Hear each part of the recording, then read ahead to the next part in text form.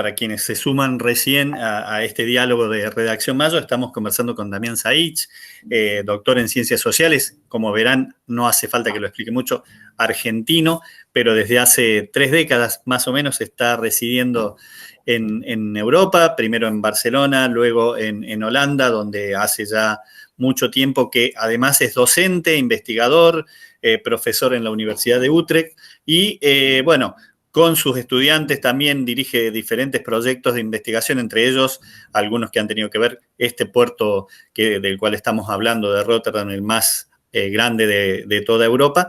Y estas rutas, perdón, estas rutas que además muestran otro costado de la importancia de las hidrovías. Damián, hacías referencia a la hidrovía del Rin.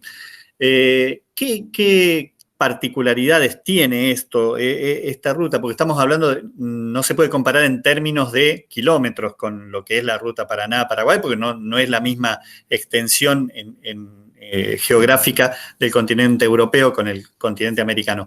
Pero los lugares que recorre emblemáticos y las poblaciones, digamos que tienen un peso específico muy grande.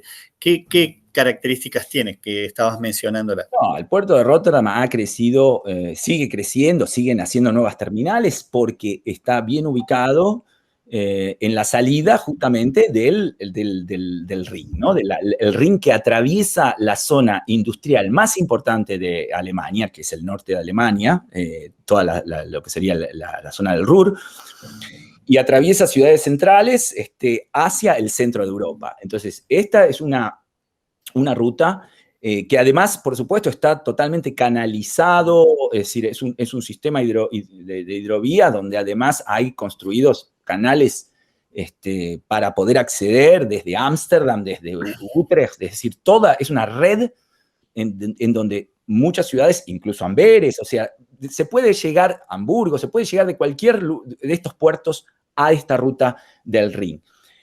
Lo interesante del comercio ilegal que viene por mar y pasa a río, es decir, que viene del mar y entra en la ruta fluvial, es que en realidad no requiere tanto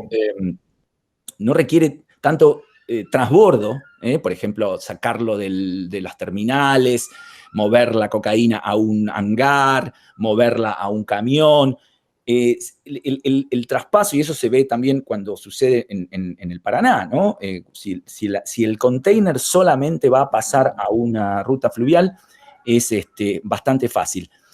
Justamente ahora se ha instalado una nueva modalidad aquí de mover cocaína por Rotterdam, que es la de pasar de un container que viene de fuera de la Unión Europea, porque en realidad cuando venís de fuera de la Unión Europea tiene que hacer aduana. Entonces, antes de que haga aduana, se pasa la cocaína de un container que salió de la zona terminal de fuera de Europa a una zona ya de dentro de Europa, para poder moverla directamente sin tener que pasar por el control de aduana ni nada.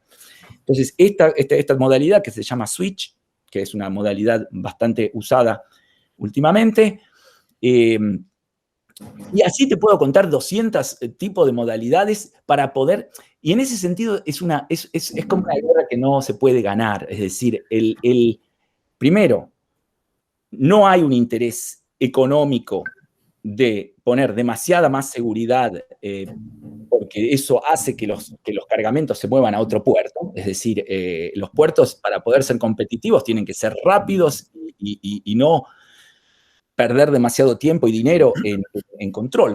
Y además tenés cocaína, pero tenemos 200 otro tipo de sustancias, desde armamentos, bombas, personas. Ha habido casos de personas en containers que murieron asfixiadas ahora hace los últimos 2-3 años, varios casos.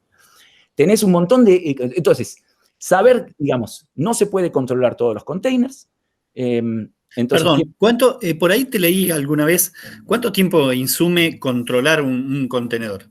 No, controlar un contenedor necesitas por lo menos 20 minutos. 20 minutos, no se controlan todos, se hace un mínimo control del 0,1%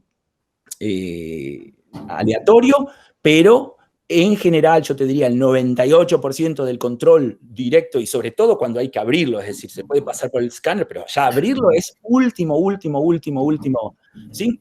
Y solo se hace cuando se tiene información directa de otras policías que dicen, en ese container viene cocaína, revísenlo. Si no hay ningún, por ejemplo, el caso que se encontró en Hamburgo, pinturas que venían de Paraguay, ¿no? Con todas empresas montadas, empresas israelíes, empresas europeas. Si no hay ningún tipo de lo que sería una luz roja, digamos, ¿no? Un indicio. Un indicio, algo raro, que vengan, no sé, jeans digamos, solo cuando hay algo muy, muy raro, entonces sí puede controlarse. Pero si no, cuesta mucho tiempo y no da el tiempo. Imagínate, 20 minutos, el día tiene 24 horas y pasan miles de containers. Estamos hablando de encontrar como una aguja en un pajar. No hay posibilidad de hacerlo. Entonces, ese es el problema.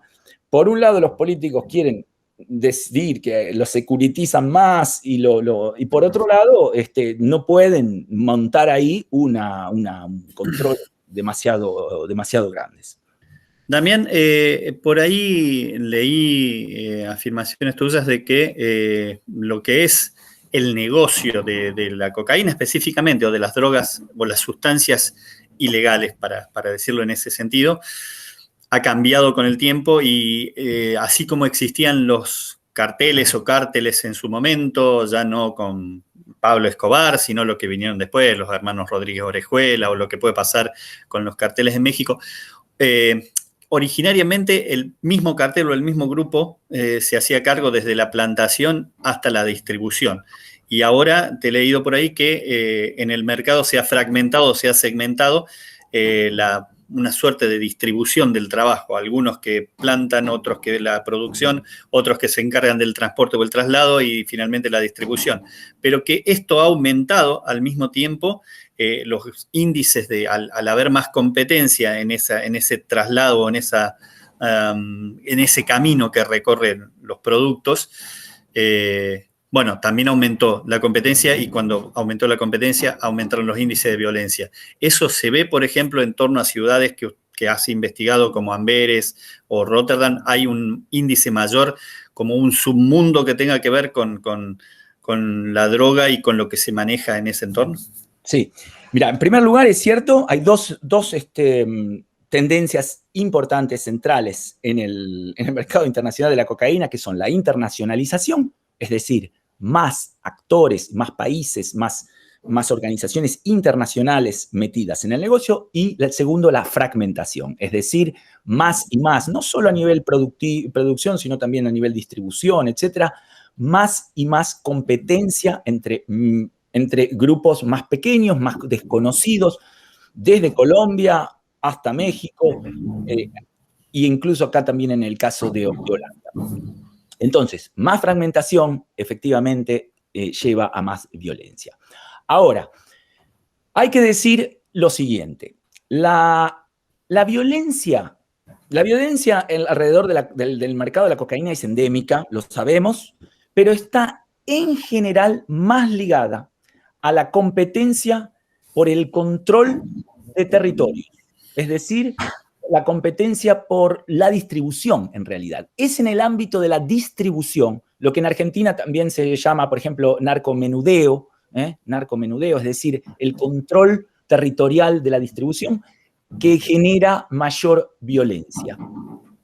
En sectores donde la cocaína se integra mucho más a la economía legal, transporte, empresas, empresarios, políticos, etcétera, ahí el papel más importante no es el de la violencia, sino el de la corrupción. Es decir, plata o plomo. Yo diría que hay más plomo en el ámbito de la distribución de cocaína, ya sea de la distribución allá o de la producción también, pero en el momento en que la cocaína entra a formar parte de la actividad económica normal de un país, ahí juega, es más importante desde el punto de vista de los traficantes, te estoy hablando incluso desde el punto de vista de los traficantes, es de mantener los niveles de violencia relativamente bajos para poder ser exitosos.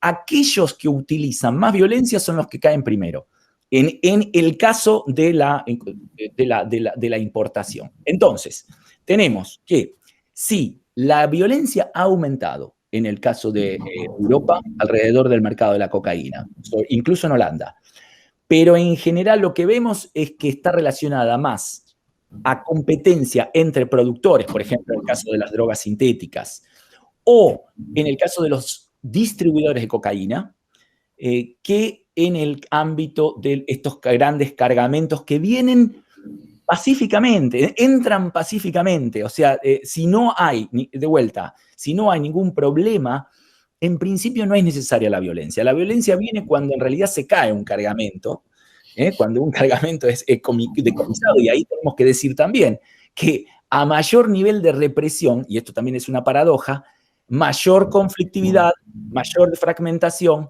mayor competencia, mayor violencia. Mucha de la violencia, y esto lo vimos en la guerra de las drogas en México y en Colombia, hay una relación directa entre represión estatal en el mercado y violencia de todo tipo. Violencias entre traficantes, violencias contra la policía, violencias de todo tipo. Hay un caso muy interesante que se está dando hoy, que esta semana fue bueno, esto no sé si ha llegado a Argentina, pero esta semana, ayer le pegaron 5 tiros al periodista más importante en el centro de Ámsterdam. Le pegaron 5 tiros al periodista más importante holandés digamos, sobre criminalidad, que está siguiendo un caso muy importante sobre un traficante de cocaína marroquí, que está preso, que él ya dio más de 20 órdenes para matar, es decir, hubo un montón de muertes, y la última mató al abogado del que iba a declarar hace un año, y acaban de casi matar está luchando por su vida el periodista que es un tipo que tiene varios programas de televisión, etcétera. Este tipo, Taghi, que está preso, compone una banda internacional, hay un irlandés, un bosnio, un marroquí holandés, y traen cocaína de Perú. Se habla de que más o menos que mantienen muchísima cocaína, o sea, que mueven mucha cocaína. Ahora, de vuelta, entonces, hay una relación entre violencia y tráfico de cocaína, ¿sí? Pero te diría que para mantener las cosas bien, en el puerto de Rotterdam no hay mucha violencia. En el puerto de Rotterdam hay corrupción. O sea, cuando vos te acercás al puerto, hay menos violencia y más corrupción. Te alejás del puerto, te vas a las calles, te vas y ahí sí la violencia. En el caso de Rosario probablemente también. Claro, eso te iba a preguntar, porque el parangón por ahí que se establece es desde un tiempo esta parte. Bueno, Rosario es el puerto clave en esta hidrovía Paraná-Paraguay, además por el ingreso y la salida también por la profundidad de los buques o el calado que pueden llegar hasta ese puerto, y ha florecido también. Además de haber florecido como ciudad, ha florecido también un negocio ilegal, y ha florecido un altísimo índice de violencia con grupos que tienen su propia denominación y como que disputan esos espacios de poder. ¿Podría traspolarse eso que decís vos, que en el puerto tal vez pueda proliferar más la corrupción, pero hacia la ciudad la violencia tenga que ver con la distribución? Sí, hay casos de puertos, como el de Rosario. Acá yo lo compararía más, por ejemplo, con el puerto de Marbella en los años 70, es decir, puertos realmente con mucha tráficos ilegales, que además generan mafias, digamos, localizadas. En el caso de los puertos del norte de Europa, te estoy hablando, volvemos, de estos puertos, no es tanta el control político o de bandas criminales que controlan el puerto, es decir, que tienen un control del puerto, sino más bien, yo te diría, un uso sistemático de corrupción, sobre todo de empleados que pueden mover realmente las cosas. Y podríamos decir que indirectamente se refleja, porque al fin y al cabo la cocaína después tiene que ser distribuida, ¿no? En aumento de índices de violencia. En el caso de Holanda, claramente hay un enorme crecimiento, como en el caso que vos contás de Rosario. Ahora, yo no sé hasta qué punto podemos realmente achacarle todos los homicidios de la ciudad de Rotterdam a la cocaína, no, pero sí es claro que de vuelta, cuando yo hice mi investigación había poca violencia. Los colombianos decían, lo vamos a matar, pero lo vamos a matar en Colombia, no aquí. Aquí se daña la plaza. Es decir, la violencia genera aquí inmediatamente reacción estatal. Los traficantes que son violentos necesariamente caen en semanas, van a la cárcel o los matan. Es decir, no es como en otros países donde la violencia tiene un rol y tiene un estatus que no es posible, que digamos que no los... Aquí, si sos violento, vas preso. Entonces, los traficantes mantienen, por ejemplo, traen sicarios de otros lados, no van a matar los dos. Detuvieron a uno que detuvieron ya al que le pegó los tiros, un polaco. Lo trajeron de Polonia para hacer el trabajo, nada más. Entonces, hay un montón de cosas que aquí que hacen que, para mí, la corrupción es más importante que la violencia. Si te digo, de los dos recursos, ¿cuál es el más funcional para que siga funcionando la cosa aquí en Europa? Es la corrupción, más que la violencia.